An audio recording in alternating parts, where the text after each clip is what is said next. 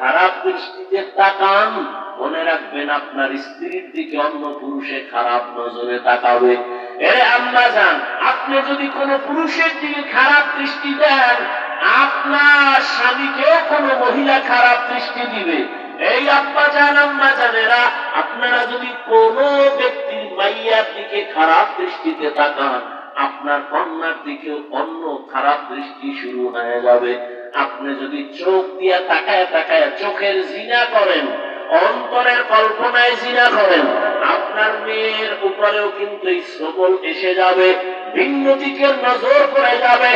অতএব অনুরোধ করছি, এ আম্মা জান, যখন খারাপ দৃষ্টি আসবে, নিজের মাইয়া ছেলের কথা মনে করবেন।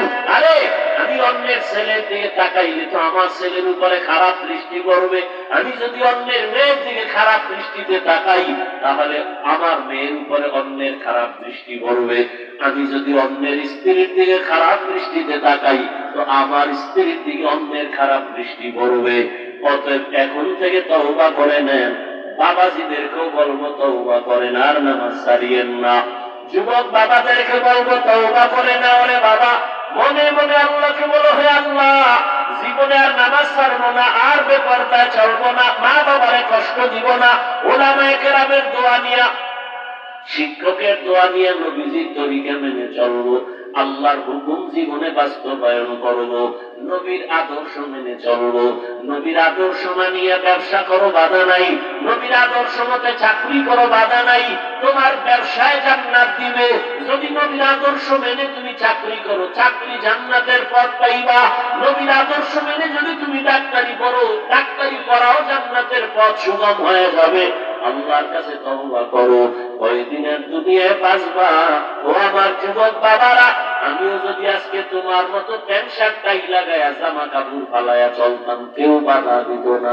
কিন্তু চিন্তা করে দেখলাম আল্লাহর কোরআন সত্য, নবীর কথা সত্য, কোনো মিথ্যা নাই।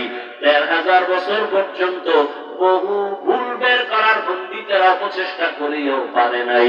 ওই কোরআনে গুনাহগারের জন্য জাহান্নাম, নেক আমলের জন্য জান্নাত। আল্লাহ কোরআনে বলেছেন, ইন্নাল আবরারা লাফি নাঈম ওয়া ইন্নাল ফুজ্জারা লাফি জাহিম।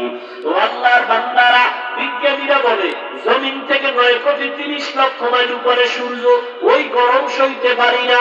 কিন্তু গুনাহগারের জন্য হাসরের মাঠ বড় ভয়ঙ্কর। সূর্য মাথার উপরে চলে আসবে, ওদিকে জাহান্নামের আওয়াজ। আমার নবী পর্যন্ত কাঁদতেছেন হাসরের ময়দানের কথা চিন্তা করে। জান্নাতের